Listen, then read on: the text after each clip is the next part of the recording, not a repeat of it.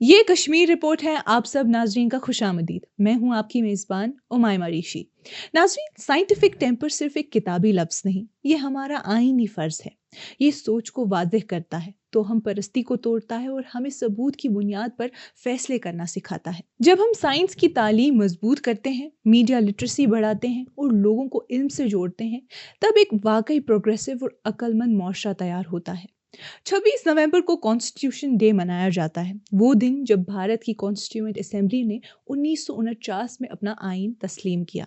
ये वही दस्तूर है जो 26 जनवरी 1950 से मुल्क की रहनुमाई करता आ रहा है और हर शहरी को हर मैदान में एक सीधी राह दिखाता है। इसी दस्तूर के आर्टिकल 51 ए में लिखा है कि हर शहरी का फर्ज है कि वो साइंटिफिक टेम्पर, ह्यूमनिज्म और सवाल करने की स्पिरिट को अपनाए। मगर सवाल ये है कि क्या हम वाकई इस फर्ज को निभा रहे हैं? अफसोस की बात यह है कि आम लोगों को छोड़कर भी कई पढ़े लिखे और सीनियर अफसर साइंटिफिक टेम्पर से बिल्कुल नाबुलद नजर आते हैं। साइंटिफिक टेम्पर क्यों ज़रूरी है? क्योंकि ये हमें क्रिटिकल थिंकिंग देता है, हमें बेबुनियाद बातों से दूर रखता है और हमें हर मसले को सबूत और रीजनिंग की बुनियाद पर देखना सिखाता है। जब माशरे में साइंटिफिक सोच होती है तो लोग तोहम परस्ती से दूर होते हैं, बेहतर हेल्थ डिसीजंस लेते हैं, बेहतर एनवायरनमेंट चॉइसेस करते हैं और टेक्नोलॉजी को समझकर यूज़ करते हैं। ऐसी सोच से माशरे नए आइडियाज़ अपनाने लगता है, रिसर्च को सपोर्ट करता है और इनोवेशन को आगे बढ़ाता है। सबसे ज़रूरी बात यह है कि जब लोग साइंस को समझते हैं तो वो हुकूमत, पॉलिसीज़ और मुश्किल मसलों पर बेहतर सवाल कर सकते हैं और सवाल करना ही इंसान की तरक्की का पहला कदम होता है। साइंटिफिक टेम्पर को बढ़ाने के लिए हर लेवल पर साइंस एजुकेशन को बेहतर बनाना ज़रूरी है।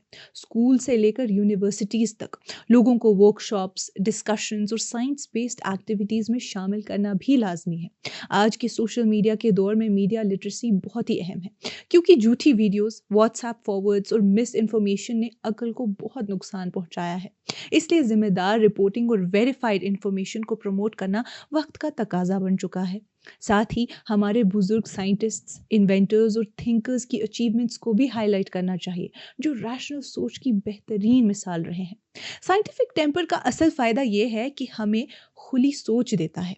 ये तोहम परस्ती, जादू टोना और गैर अक़लियत को दूर करता है। ये वो चीज़ें हैं जो व्हाट्सएप, यूनिवर्सिटी और सोशल मीडिया ने बड़े पैमाने पर फैला दी हैं। मुआस्सिर और ज़िम्मेदार तालीमी इदारों, स्कूल्स, कॉलेजेस, यूनिवर्सिटीज़ को इस सिलसिले में कदम बढ़ाना होगा। एनजीओज़ और साइंटिफिक ऑर्गेनाइजेशंस को भी साइंस को आम करने के लिए आगे आना चाहिए। लेकिन ये समझना बहुत अहम है कि साइंटिफिक टेम्पर कोई डिग्री का नाम नहीं। अच्छी यूनिवर्सिटी में पढ़ना या साइंस पढ़ाना इस बात की गारंटी नहीं कि आप में साइंटिफिक सोच भी हो। हमारे आसपास बेशुमार मिसालें हैं। कश्मीर में अब भी जादू टोना, सहर, पीर बाबा कल्चर, नज़र लगना, बोतले वाले टोटके और रूहानी असरात का बहुत जोर है। बहुत से लोग इलनेस, बेचैनी या रिलेशनशिप प्रॉब्लम्स को जादू की वजह से करार देते हैं और सेहरगरों के पास दौड़ते हैं, जबकि असली मेडिकल हेल्प लेने में देर कर देते हैं। अक्सर ये देर जिंदगी भर के नुकसान, यहाँ तक कि मौत तक का सबब बन जाती है। अच्छी खासी आबादी सुपर नेचुरल रूहों, जिन्नात और नज़र से मुतासिर है।